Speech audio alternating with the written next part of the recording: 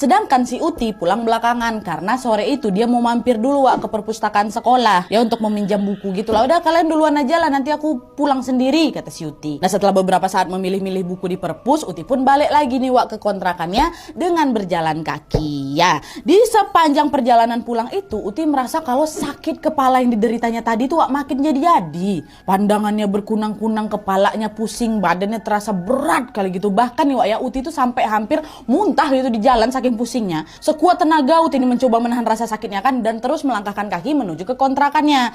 Nah sesampai di pintu gerbang kontrakan Wak, Uti pun mendadak kehilangan kesadaran. Dia roboh ke tanah hingga menimbulkan suara benda jatuh macam bruak kayak gitu. Pingsan sih apa Uti nih. Nah Fani yang pada saat itu lagi rebahan di kamar depan otomatis dengar suara bruak tadi itu ya kan. Fani langsung beranjak dari kasurnya untuk mencari tahu. Dan pada saat Fani membuka pintu Wak, betapa terkejutnya si Fani ketika dia melihat Uti sudah dalam keadaan terkapar pingsan.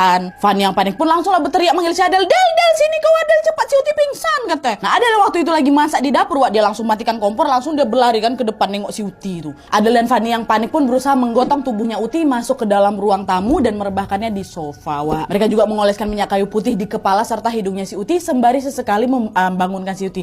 Ti sadar kok Ti, kenapa kok ya Allah Uti, bangunlah Ti, kata mereka. Nah mendengar suara-suara yang memanggil namanya, Uti pun mendadak terbangun Wak, tapi dengan mata terbelalak ke atas. Adel sama Fani awalnya merasa lega karena di momen itu akhirnya si Uti ini sadar. Tapi sepersekian detik kemudian Wak, kelegaan mereka berdua pun berubah menjadi ketakutan dikala mereka mendengar suara mengerikan yang keluar dari bibirnya si Uti itu. Dengan suara berat macam laki-laki nih Wak ya, Uti mendengus sambil melotot. Katanya gitu. Nah Adel yang posisinya berada di tepat di samping Uti langsung bilang, alah kesurupan gak nih Fani. Astagfirullah Ti sadarlah Ti kau.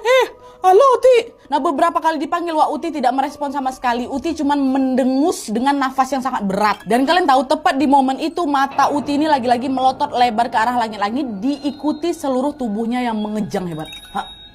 Kayak gitu Wak. Adel sama Fani makin takut lah Wak. Sekaligus mereka jadi bingung nih harus berbuat apa. Hingga tidak lama kemudian Bu Safi, ibu kontrakan mereka tadi itu yang mendengar suara-suara gaduh pun mendatangi mereka. Dan setelah melihat kondisinya Uti, beliau pun langsung bertanya, itu Uti kenapa tuh? Kami nggak tahu Bu, tadi dia pingsan, sekarang tiba-tiba kesurupan deh, kata si Adel. Dan tanpa berlama-lama Ibu Safi pun langsung pergi memanggil seorang ustadz yang bernama Pak Saleh, yang memang masih bertetangga dengan mereka Wak. Dan sekedar informasi, Pak Saleh ini juga merupakan salah satu ustadz terpandang gitulah di kampung wilayah mereka tuh. Dan selain menjadi imam di masjid Wak, beliau ini juga memiliki kemampuan spiritual gitu ya. Nah baru sampai di depan rumah Pak Saleh Wak, Bu Safi dengan tergopoh-gopoh pula